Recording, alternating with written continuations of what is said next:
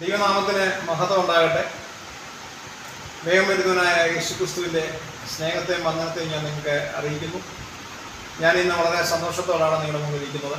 നമുക്കറിയാം, കഴിഞ്ഞ 1-2 ആഴ്ച കൊണ്ട് കേരളത്തിലെ എല്ലാ പെന്തിക്കോസ് വിശ്വാസികളെയും ഒന്നിപ്പിച്ചുകൊണ്ട് നമ്മളെല്ലാവരും അണിചേർന്നുകൊണ്ട് കേരളത്തിൽ ഒരു പെന്തിക്കോസ് സംഘടനയ്ക്ക് രൂപം കൊണ്ടിരിക്കുകയാണ്. യുണൈറ്റഡ് പെന്തിക്കോസ് സീനഡ് എന്ന സംഘടന തുടങ്ങി 2 ആഴ്ചയ്ക്ക് ശേഷം നമുക്കൊരു യൂട്യൂബ് ചാനൽ തുടങ്ങുവാനായിട്ട് ദൈവം ഇടയാക്കി. ഈ യൂട്യൂബ് ചാനലിൻ്റെ ഉദ്ദേശം നിങ്ങൾക്കറിയാം, ലോകമെമ്പാടും സുവിശേഷം എത്തിക്കുക.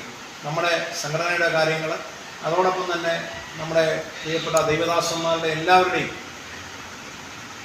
ശുശ്രൂഷകൾ നിങ്ങൾക്ക് ലൈവ് കാണാം. അതുപോലെ തന്നെ ദൈവവചനങ്ങൾ നിങ്ങൾക്ക് ശ്രമിക്കാം. ആ ഒരു നിലവാരത്തിലേക്കാണ് ഈ യൂട്യൂബ് ചാനൽ കൊണ്ടുവന്നത്. ഈ സംഘടനയെക്കുറിച്ച് ഞാൻ പല ആവർത്തി നമ്മുടെ ഗ്രൂപ്പുകളിലൊക്കെ ഞാൻ ഷെയർ ചെയ്തിട്ടുണ്ട്. എന്നിരുന്നാലും 1-2 കാര്യങ്ങൾ വ്യക്തതയ്ക്ക് വേണ്ടി പറയുകയാണ്. നമ്മുടെ പ്രധാന ഉദ്ദേശം 50 വർഷത്തിന് മുൻപുള്ള നമ്മുടെ പിതാക്കന്മാർ നടത്തിയ പെന്തിക്കോസ് പ്രസ്ഥാനം അത് കേരളത്തിലും ഇന്ത്യയിലും നടപ്പിലാവും. ഞാൻ പറഞ്ഞത് വ്യക്തമായി, ഇന്നത്തെ ഒരു പെന്തിക്കോസ് ലെവലല്ല നമ്മൾ ആഗ്രഹിക്കുന്നത്. 50 വർഷത്തിന് മുമ്പ് അന്നായിരുന്നു പെന്തിക്കോസിൻ്റെ ഉണർവ്. അന്ന് അവർ സത്യത്തിലും ആത്മാവിലും ദൈവത്തെ ആരാധിച്ചു. അവർക്ക് അബ്രഹാമിനോട് പറഞ്ഞ വാഗ്ദത്തങ്ങൾ നിറവേറി നമ്മൾ 25 ലക്ഷത്തിൽ കവിഞ്ഞ ഒരു വലിയ സമൂഹമായി മാറി. ഇനി നമ്മൾ ആ പഴയ പ്രാർത്ഥനയിലേക്കും ആ പഴയ അവരുടെ കൂട്ടായ്മയിലേക്കും നമ്മൾ കടന്നു പോകണം. അതാണ് നമ്മൾ ഉദ്ദേശിക്കുന്നത്. രണ്ടാമത്തെ അപ്പോസ്തല പ്രവൃത്തി അധ്യായം 1 മുതൽ 28 വരെയുള്ള അപ്പോസ്തല പ്രവൃത്തിയുടെ ആവർത്തനം കേരളത്തിൽ നടപ്പിൽ വരണം. അത് 1 തൊട്ട് 28 അധ്യായം വായിക്കുന്നവർക്കറിയാം. ആ അപ്പോസ്തല പ്രവൃത്തികളുടെ ആവർത്തനം കേരളത്തിൽ നടപ്പിലാകണമെന്നാണ് നമ്മൾ ആഗ്രഹിക്കുന്നത്. മൂന്നാമത്, ക്രിസ്തുവിൽ പരിജ്ഞാനം എല്ലാവർക്കും ഉണ്ടാകണം. ക്രിസ്തുവിലുള്ള പരിജ്ഞാനം എല്ലാവർക്കും ഉണ്ടാകണം. അത് 4ാമത്തെ കാര്യം, ബൈബിൾ എന്ത് പഠിപ്പിക്കുന്നുവോ അത് നമ്മൾ പഠിപ്പിക്കും. ബൈബിൾ പ്രകാരമുള്ള കാര്യങ്ങൾ മാത്രമേ യുണൈറ്റഡ് പെന്തിക്കോസ് സീനഡ് അതിന് പ്രോത്സാഹനം നൽകിയുള്ളൂ. ബൈബിളിലല്ലാത്ത യാതൊരു കാര്യത്തെയും നമ്മൾ അംഗീകരിക്കുകയില്ല. ഇതാണ് നമ്മുടെ പ്രധാന ലക്ഷ്യങ്ങൾ. അതിലുപരിയായി നമുക്കറിയാം, പെന്തിക്കോസ് സമൂഹം യഹൂദന്മാരെ പോലെ ചിതറിക്കിടക്കുന്ന ഒരു സമൂഹമായി മാറിയിരിക്കുന്നു. കാരണം പല കഷ്ണങ്ങളായി, പല സംഘടനകളായി ഇങ്ങനെ പോയിക്കൊണ്ടിരിക്കുമ്പോൾ ചെറിയ സംഘടനകൾക്ക് ഒന്നും ചെയ്യാൻ പറ്റാത്ത ഒരു സാഹചര്യമാണ് കേരളത്തിൽ സംജാതമായിരിക്കുന്നത്.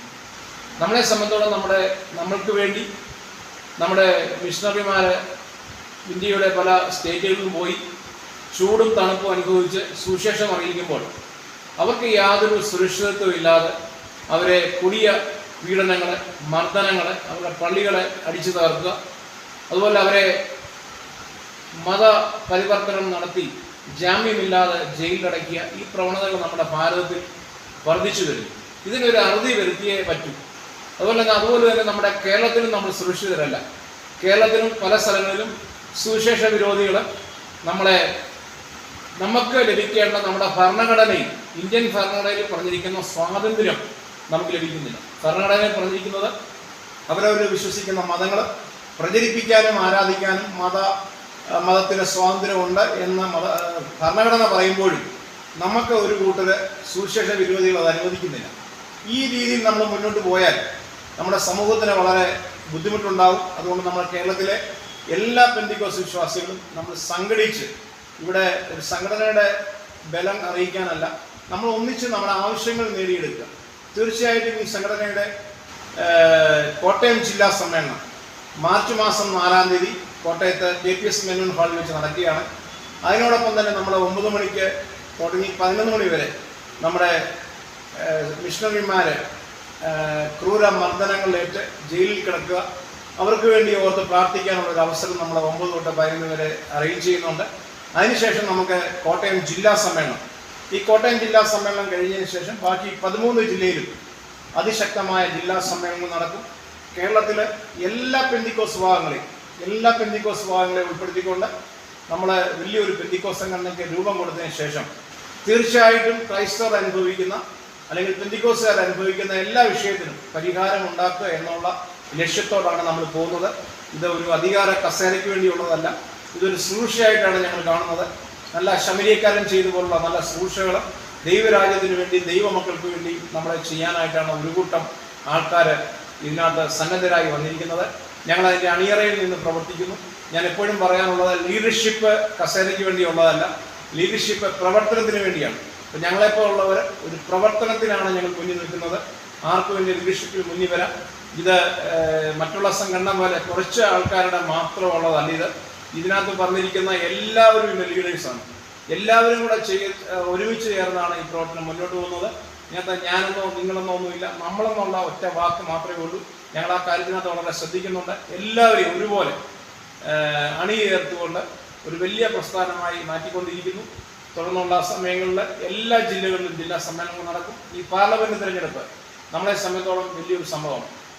നമ്മുടെ വോട്ടുകൾ നമ്മൾ അറിയാതെ പലർക്കും നമ്മുടെ വോട്ടുകൾ നമ്മൾ ചെയ്തിട്ടുണ്ട്. ഒരു രാഷ്ട്രീയ പാർട്ടികളും നമ്മളെ അനുകൂലമായി നിന്നിട്ടില്ല. അതുകൊണ്ട് നമ്മുടെ വോട്ടുകൾ നമുക്ക് അനുകൂലമായി നിൽക്കുന്നവർക്ക് മാത്രമേ നമ്മൾ വോട്ട് ചെയ്യത്തുള്ളൂ. അല്ലാതെ നമ്മുടെ വോട്ടുകൾ ഇനി വിനിയോഗിക്കണമെങ്കിൽ നമ്മുടെ ആവശ്യങ്ങൾ നേടിത്തരുന്ന, നമ്മളെ അറിയുന്ന, നമ്മുടെ പ്രയാസങ്ങൾ പറയുമ്പോൾ അതിൻ്റെ കൂടെ നിൽക്കുന്ന ഏത് രാഷ്ട്രീയ പാർട്ടിയാണെങ്കിലും അവരെ മാത്രമേ നമ്മൾ സഹായിക്കത്തുള്ളൂ. നമുക്ക് രാഷ്ട്രീയമില്ല, ഈ സംഘടനയ്ക്ക് രാഷ്ട്രീയമില്ല. ഈ സംഘടന എല്ലാവരെയും ഉൾക്കൊള്ളുന്നതാണ്. ഇവിടെ എത്ര മുന്നണിയുണ്ടോ ആ മുന്നണിയെല്ലാം ഉൾക്കൊണ്ടുകൊണ്ടാണ് പോകുന്നത്. പക്ഷേ ചില നിബന്ധനകളുണ്ട്. നമ്മളെ സഹായിക്കുന്നവരെ മാത്രമേ നമ്മൾ സഹായിക്കത്തുള്ളൂ എന്നുള്ള ഒരു നിബന്ധന മാത്രമേ ഉള്ളൂ. ആരോടും വ്യക്തിപരമായ വൈരാഗ്യമുള്ള പ്രശ്നങ്ങളൊന്നുമില്ല. നമ്മൾ ക്രിസ്തു നമ്മളെ എന്ത് പഠിപ്പിക്കുന്നു, അതാണ് ഞാൻ നമ്മളെ സൂചിപ്പിച്ചത്. ബൈബിൾ എന്ത് പഠിപ്പിക്കുന്നു അത് നമ്മൾ പഠിപ്പിക്കുകയും അത് നമ്മൾ ആവർത്തിക്കുകയും നമ്മളത് നടപ്പിലാക്കുകയും ചെയ്യുന്ന ഒരു സമൂഹമാണ്.